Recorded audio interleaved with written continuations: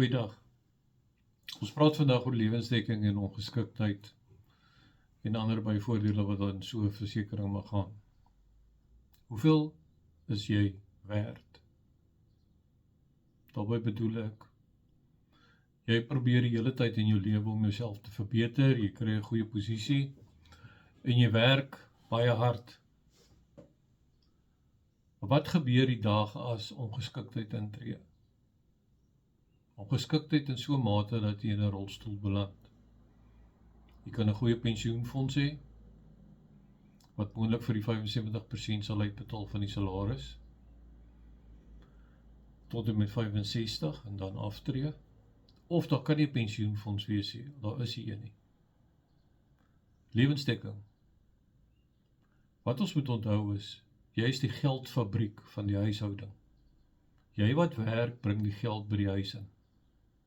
Indien jou vrou werk, of jou eggenote werk, bring sy ook, die geld by die huis in. So daar's twee fabrieke dan, wat geld vervaardig.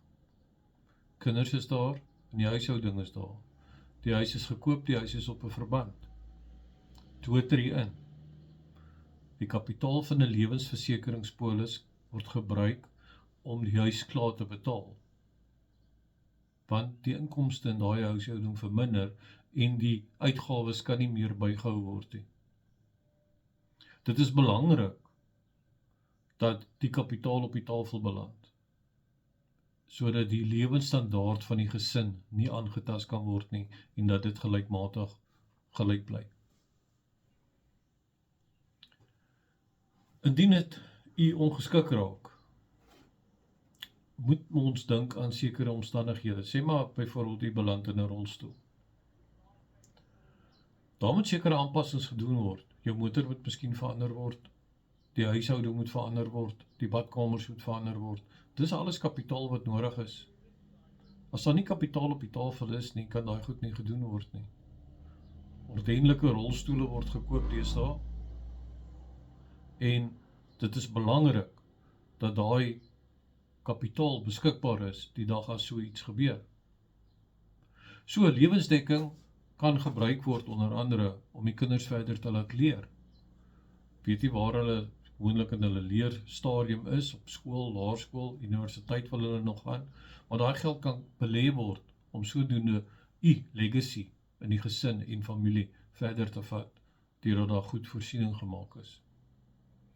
Lewensdekking en ongeskiktheid is die grootste bedrag geld wat op die tafel kan land met 'n gebeurtenis waarvoor u 'n klein premie in 'n maand gaan betaal.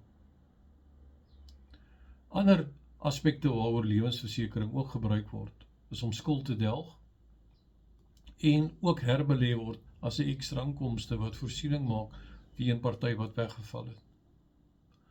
'n ander plek waar ons ook lewensdekking aanbied, is in besigheid. U en 'n vennoot is in besigheid, of vennote, veronderstel ons praat van net u en 'n ander persoon, en ewe skielik kom die een te sterwe. Wat gebeur nou? U gedeelte word geërf deur moontlik die eggenoot of eggenote, wat geen ondervinding of het van die besigheid nie. So, nou word daai persoon ingetrek by die besigheid, want hy het nou u gedeelte, of sy gedeelte. En dan gebeur dit dat daai besigheid swaar kry en die verhoudings raak suur, en sodoende word die besigheid dan nou al hoe minder en minder en minder, tot dit dan nou gelikwideer word. 'n Koop en verkoop ooreenkoms is 'n wettige aspek wat gedoen kan word deur 'n finansiële adviseur vir so 'n vennootskap. Daar word bepaal deur die vennote, wat is hierdie besigheid werd? Hy is byvoorbeeld 10 miljoen rand werd. As dood intree, kom ons neem lewensdekking uit van 5 miljoen op die een lewe en 5 miljoen op die ander lewe. Die besigheid betaal die premies, dit is aftrekbaar van belasting, want daar is 'n wettige ooreenkoms, dit is 'n besigheidsooreenkoms, en dan indien iemand te sterwe kom, word die geld oorbetaal na die ander vennoot as 'n beneficiary. Ons noem dit 'n begunstigde ook in Afrikaans. So met ander woorde, dan gebeur dit dat daai vennoot kan die 5 miljoen gebruik volgens die kontrak wat deur u geteken is voor u dood en u vrou uitbetaal. en die besigheid is syne en hy kan aangaan met die besigheid en die vrou kry die kapitaal in so 'n besigheid. So koop en verkoop ooreenkomste word gebruik in die mark. Ek dink net min mense weet daarvan. So, wat ek wil weer eens sê, hoeveel is u werd? Dit is baie belangrik om daai tipe aspek uit te werk.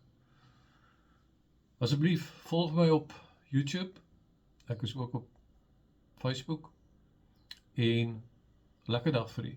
Totsiens.